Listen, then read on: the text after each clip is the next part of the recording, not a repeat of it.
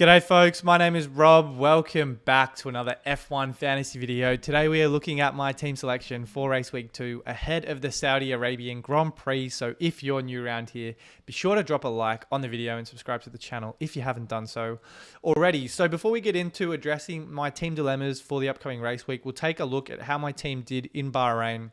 199 points all out. Rank at 306k overall. By no means a perfect start to the season, but I think there's a few lessons learned from the Bahrain and certainly a few things I want to put into practice in the upcoming race weeks. Max Verstappen, another dominant performance from him. What else is new? 90 points for my DRS boost option. 179 of my 199 points shouldered by Max and the Red Bull constructor. So pretty great result for Max and Checo. A 1-2 finish in Bahrain, and perhaps something we probably should have expected. I know Ferrari looked pretty good through practice and in testing, but they were just too good, the Red Bulls, and that race pace shined over the course of an entire race.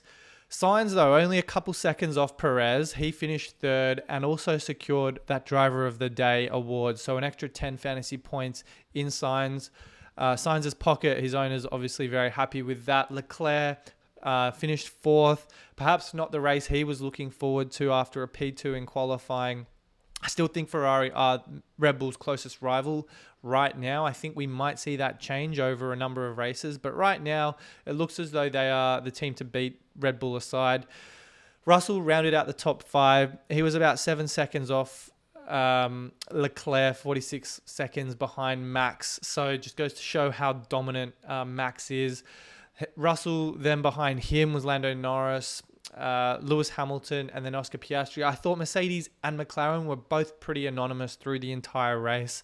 Yes, Mercedes promised encouraging race pace.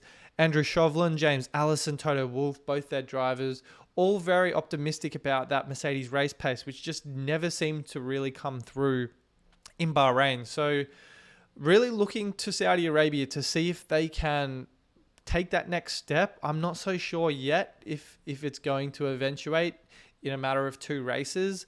I think Ferrari and Red Bull have a much more established car setup. So really looking at Mercedes to see if they are going to contend with the top 2 teams as it stands. And then rounding out the top 10 and the points finishers, Alonso in P9, Stroll in P10. Have to feel for Lance Stroll. He got absolutely yeeted on that first turn by Nico Hülkenberg, and that pretty much kind of ruined his race. I wouldn't say ruined his race. He still had an excellent drive to come from all the way back to essentially finish in the points. A solitary point for Lance, but a point he can be no doubt proud of regardless. Alonso, I was expecting a little bit more from, even though he finished P9. It just shows that Aston Martin have a solid car, but a car that maybe is a half step behind McLaren and Mercedes, and whether or not they're able to make improvements to that, get back into kind of the top 6, top 5, because the telemetry from Alonso was very encouraging. He had some of the fastest lap times. In fact, if I just bring this up quickly, the Bahrain... Oh God, I should have had this up before you guys were watching, but Alonso did have some incredibly fast pace. Here we go. Race timing. Even though something to think about is that these times set by Alonso were on a fresher tyre in that last stint, I still think it's a great sign he was in a position like this. And if you take into account maybe a slightly more degraded tyre, I say that's only a few tenths off where he is at the moment. So I think that's a really good sign for him, and it's something that Aston Martin can certainly work towards and build on in the lead up to Saudi Arabia and beyond. Going further down the team, Valtteri Bottas, he obviously got tangled up in that first lap incident with Stroll and Hülkenberg, so that put him on the back foot. You throw in that 50-second pit stop, which essentially put his race in the mud. What is going on with Valtteri Bottas? I know he is very much taken a back seat the last couple of seasons since joining Sauber Alfa Romeo, but he just also seems to get a lot of bad luck as well. So I don't know if 0 points is fair. He probably deserved a bit better than that. But anyway, I'm sure he'll come back a bit stronger in Saudi Arabia. And then Albon, 0 points. Again, a car that I probably thought might be doing a little bit more. Him and Sargent both both suffered in that race, and Sargent in particular kind of lost control of the car on one of those turns, and he ended up running last. So not a great weekend for the Williams, but RB for me is, I would say, the biggest question mark in my team. I went into Bahrain expecting a lot from Ricciardo, from Tsunoda, and they were completely a non-factor throughout most of the race. They couldn't even make a pass on Magnussen in those last five or so laps of the race. And it goes to show, I'd say partly goes to show the improved tyre degradation that Haas has made in 12 months. And kudos to Io Komatsu, who has really kind of righted the ship in such a short space of time, given that in the lead up to preseason and even practice sessions for Bahrain, Haas was still expected to be at the back. But Hülkenberg and Magnussen certainly appeared more competitive than I expected from both of them. So I guess going back to Ricciardo and Tsunoda, they ended up very far down the order. They were both P13 and P14, and I'm just not so sure if RB is that team right now. They seem to me to be the best midfield team as it stands, and I think that will stay true throughout the season. But I just don't think they're going to bridge that gap between them and the pack up ahead, Aston Martin, Mercedes, McLaren. I just don't know right now if it is at that kind of team that's going to score consistent points, both fantasy-wise and in the World Drivers and Constructors Championship. So 5 points, very disappointing from Ricciardo. Tsunoda wasn't much better either. So something to monitor in the lead up to Saudi Arabia, and I think that is probably the biggest concern I have in my fantasy team as of right now. So we'll take a look at how my team is looking. As I said, this was the team I had in Bahrain, and RB for me is my biggest concern. I mentioned Aston Martin earlier, and I think a lot of people that went for them were only 10 to 15 points ahead of me in terms of how their race week unfolded. I don't think it's by any means panic stations. 300k I'm not worried about at all. There's a long season ahead of us in fantasy, so I know there'll be ground to make up, but it is also just a bit frustrating when you're kind of starting your season on the wrong foot.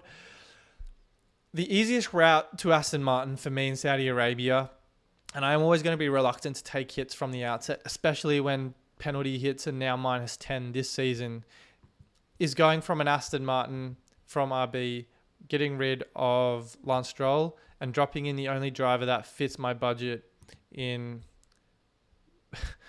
what is a kilometre, Logan Sargent. I do have concerns going with Logan Sargent in the second race of the season. In my eyes, he's still a rookie. He's still got an error-riddled performance week in, week out most of the time. Going to a circuit like Saudi Arabia, a very narrow street circuit, very high speeds, someone like Logan Sargent is going to be exposed at a circuit like Saudi Arabia. So the fact that this is the only driver and constructor swap that I can do in 2 moves does scare me a little bit. I'm not sure if the Aston Martin is going to pay off if I've got Logan Sargent in my team. My thoughts are maybe I just roll one of the transfers, make 1 transfer this week, and then reassess in Australia, have 3 transfers, and potentially take a -10 to completely overhaul the team. But I think right now, if I'm going for Aston Martin in the second race, I really want to hold them for multiple races at a time, 3 to 4 races at least, to get that -10 payoff. If I didn't go for Logan Sargent, which is maybe where my head is right now, and I think that will change as we get closer to the race weekend, would then be to get rid of Ricciardo. If my cursor wants to work, I'd replace him with Yuki Tsunoda and then bring in Joe, which would cap me out at 0 for budgets left over. But I think a lot of people had a similar team build to this heading into Bahrain, and I don't think this is a bad team by any means.